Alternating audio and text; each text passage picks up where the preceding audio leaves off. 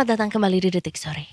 Gak cuma hore-hore. Dan tentunya Detikers, pada sore hari yang berbahagia ini, seperti yang sudah kita janjikan dan nantikan, akan kita dengar suara emas dari seseorang yang sudah hadir di tengah-tengah kita semua. Siapa lagi kalau bukan Momo Geisha? Momo Geisha sekarang udah di investasiku dong. Deg-degan ya kalau udah gue yang duduk di sini, deg-degan ya. Iya, Kan udah dibilang tadi 1000 pertanyaan aja bahkan kita lontarkan. Gak apa-apa kalau itu asal jangan Not suruh even nyanyi. pertanyaan ya sebenarnya Ini ya. pernyataan. Itu lebih ke kalimat paksaan Iya, betul. gitu. Tapi ya, Mbak Sandra. jujur deh, seberapa sering Mbak Sandra dibilang lo mirip banget sama Momo Geisha tahu? Like every day, right? Setiap ketemu orang baru lah ya. Nah, pasti dibilang gitu. Hmm. Tapi udah pernah ketemu langsung sama Momo Geisha-nya nggak? Dulu banget pernah nggak, maksudnya Dulu banget tuh kapan? yang waktu masih Tahun-tahun berapa? ngebayannya 2011-12 lah ya. Oh, terus kata Momo Geisha-nya, 13. Kak, kamu lebih Momo Geisha dari Momo Geisha deh. 2000 berapa? Si Momo Geisha 2018 16-an. 12-13. Oh, Oh, jadi kayak apa ya? lebih dari 10 tahun yang lalu. Iya. Nah, sekarang kita langsung hadirkan Momo Geisha ke studio. Jalinan kasih. Bukan happy birthday Mbak Sandra ya hari ini. Bukan. Iya aja ya pas Mbak Sandranya ulang tahun ya.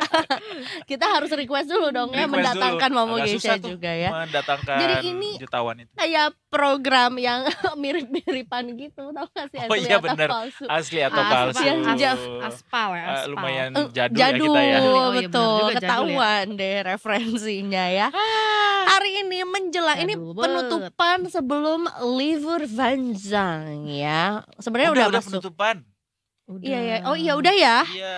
Udah Dan 16.07. nggak boleh belanja saham lagi sampai hari Rabu depan. Rabu. Betul, Iya benar. libur panjang. Kita Dan harus lihat dulu nih, kayaknya cukup kompak dengan pakaian kita. bener, semua orang berlomba-lomba menjual karena butuh duit buat libur panjang. Dan juga bagi-bagi angpau Tampilannya baru, guys. biasanya merah. Nah, kayaknya baru diperbarui deh langganannya. Iya, biasanya ada merah-merahnya guys kalau di bawah gini. Kan lebih seru ada merah-merahnya harusnya. Ini lebih ke mungkin tetap optimis. Jadi we're gonna Iya. see Oh iya. the Oh iya bener juga the ya. silver lining Kita in everything. tetap lihat itu hijau ya. Tetap melihatnya Betul, hijau ya. betul, gitu. Walaupun ini cukup berdarah-darah nih, hari ini ISG ditutupnya di level 7.166 Iya. atau turun 0,92%. Secara persenan ini cukup dalam ya Mbak Sandra sebenarnya. Iya, ini betul. Nyaris 1%. Transaksinya juga 10,3 triliun. Apa selain sentimen orang sudah Libur panjang. libur panjang gitu ya untuk Taking profit profit ya. taking. Apa dari dalam negeri mungkin dari luar yang menjadi sentimen untuk market hari ini? Kalau sentimen sih ada sih dari global ya sama domestik. Domestik kayak Forum Ekonomi Dunia lagi menunggu data itu. Terus Betul di rapat Davos komite, ya. iya.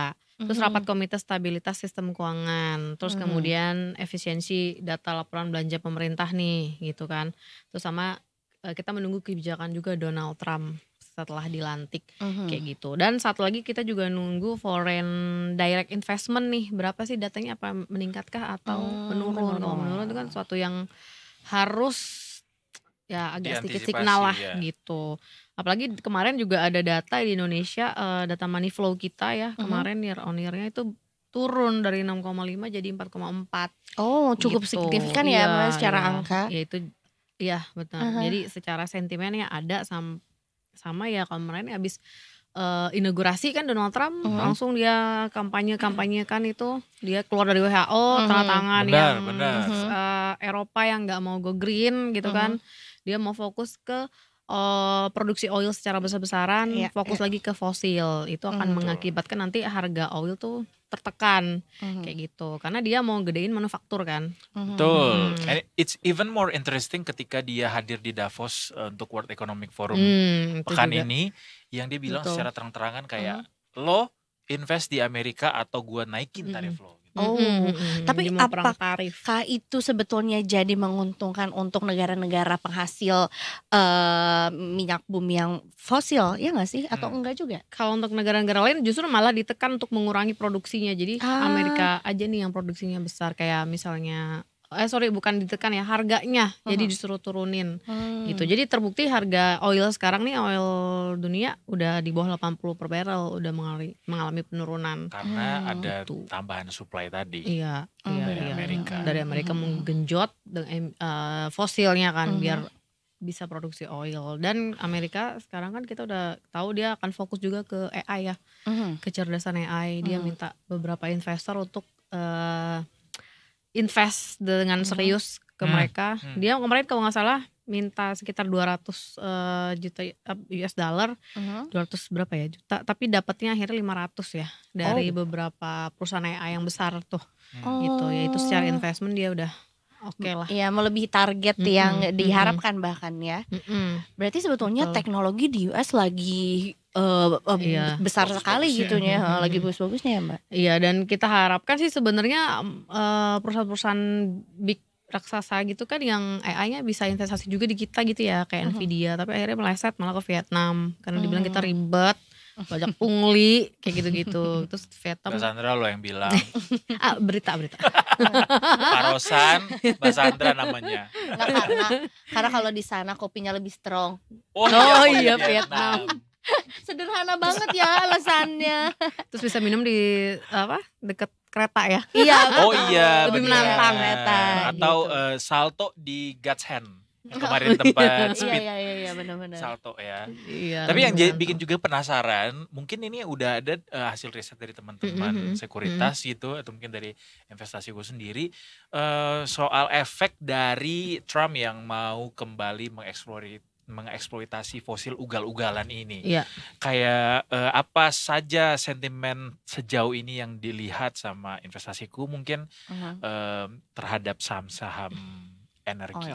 Oke. Kalau untuk saham-saham energi sendiri mungkin yang pengaruh karena dia mau fokusnya oilnya murah, berarti kan ke manufaktur ya, ke perusahaan-perusahaan yang memakai minyak itu sebagai bahan dasarnya mereka, entah untuk transportasi atau misalnya yang kayak gitu-gitu gitu kan. Itu tentu ada efek yang bagus sama yang negatifnya sih buat kita ya. Kalau yang bagusnya mungkin kayak perusahaan pegas gitu. Pegas itu kan lebih ke untuk mendistribusikan gas ya. Kalau begitu harga oil gasnya turun, berarti beban cost mereka operasionalnya bisa rendah gitu, sehingga bisa naikin revenue. Terus untuk perusahaan-perusahaan lain yang kayak bahan dasarnya dia gas atau bahan transportasi kayak gitu kan butuh oil, kalau itu harganya rendah berarti costnya juga rendah, akan ketolong, revenue-nya akan naik gitu. Tapi untuk efek emiten ke saham yang lain ada kayak saham-saham yang tergantung dengan harga minyak, kayak misalnya Medco, Elsa Akra gitu kan. Kalau emang pergerakan mereka tergantung dengan harga minyak, begitu harga minyak turun ya mereka akan turun juga pendapatannya kayak gitu. Jadi kalau untuk sentimen positifnya lebih bagus ya kita pilih saham-saham yang nggak tergantung sama harga minyak ya. Jadi, gitu justru ya.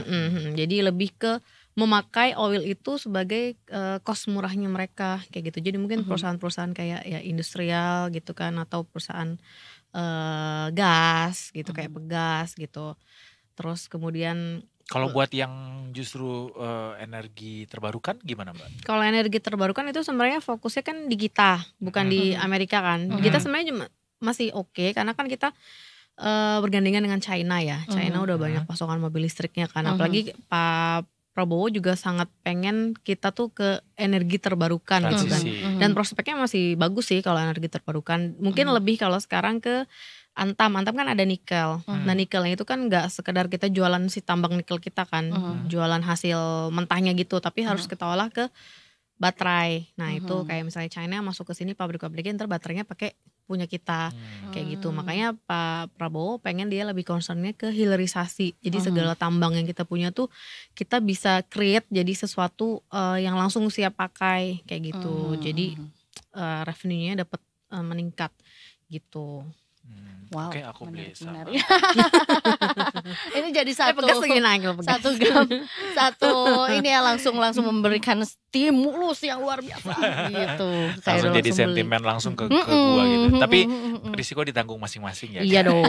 Itu bukan jangan salah-salahin nanti rekomendasi. kita. Cuma jadi pertimbangan doang. Betul. Itu dari oil and gas atau energi lah ya. Kalau perbankan gimana Mbak? Yang katanya kan ada banyak yang bilang kalau mau aman mah udah di perbankan aja. Itu tuh nggak banyak goreng-gorengan, nggak apa tuh. Perbankan yang mana dulu nih? Nggak usah takut misalnya musim-musiman gitu. Kalau perbankan itu sebenarnya kan kayak menandakan baik atau buruknya ekonomi negara ya gitu kan, ditopangnya sama sektor perbankan. Nah kalau yang kita yang Big Banks 4 ini turunnya itu kemarin karena sentimen global dan inflasi tinggi, kemudian suku bunga naik gitu kan. Dan kemarin kan terakhir suku bunga udah turun, terus tidak menutup kemungkinan nanti semester 2 akan turun lagi atau akhir 2025 akan turun lagi. Berarti kan itu kayak angin segar untuk perbankan ya. Kalau misalnya suku bunga turun, terus kemudian kredit pun akan aktif lagi, terus kemudian ekonomi baik. Oh iya. Baik, mungkin terakhir kali Mbak Sandra untuk awal pekan depan nih, which is yang akan dimulai di hari Kamis ya. Kamis kira-kira akan seperti apa ISG memulai langkahnya? Since kita punya libur yang cukup panjang, baru awal tahun, liburnya cukup panjang juga nih. Kalau minggu depan kan cuma dikit ya, Kamis Jumat. Kayaknya ISG masih pelemahan ya, melemah terbatas ya. Mungkin batas bawahnya itu di 7.100 seperti itu, dan mungkin akan rally lagi di awal Februari seperti itu. Oke, menarik. Saham apa yang sektor yang mungkin bisa menarik jadi pertimbangan untuk bisa dikoleksi di awal pekan depan mungkin? Awal pekan depan dikira untuk cukup panjang. Ada pengaruhnya nggak sih dengan satu gadget yang akan resmi masuk Indonesia itu? Apa tuh? Mungkin di retailnya. Itu bayang lambangnya buah.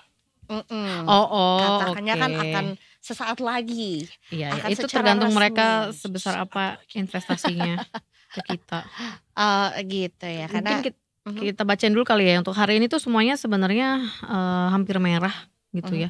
Yang nggak merah tuh non cyclical sama properti. Tapi properti ini karena ditopang oleh PANI ya. Yang PANI pergerakannya itu. Nah kalau untuk minggu depan mungkin kita masih bisa lirik Big Banks ya, gitu. Karena lagi terkoreksi, apalagi kemarin BCA hasilin laporan keuangan bagus ya, dia tumbuh di atas 10% kalau nggak salah. Itu berarti walaupun keadaan lagi begini dia masih tetap tumbuh gitu. Itu bisa kita lirik saham perbankan atau mungkin sekarang bisa energi masih sama retail ya, yang kayak model apa? Konsumsi ya, gitu mungkin. Oh iya benar, karena kan bentar lagi mau Lebaran, mau Ramadan lebih tepatnya. Lebaran kok masih sebulan lebih lagi. Iya. Ini mau kan puasa, ya kan, gitu. Langsung dicari tuh saham-saham sirup. Itu dia. Saham-saham nastar. Yang jual ayam, telur, nugget. Iya, benar. Ya, nugget buat itu ya, buat ya orang-orang kayak aku yang sahurnya mepet-mepet. Bangun sahurnya mepet. Sisi semuanya instan ya, butuhnya ya. By the way, terima kasih banyak. Terima kasih. Sama-sama.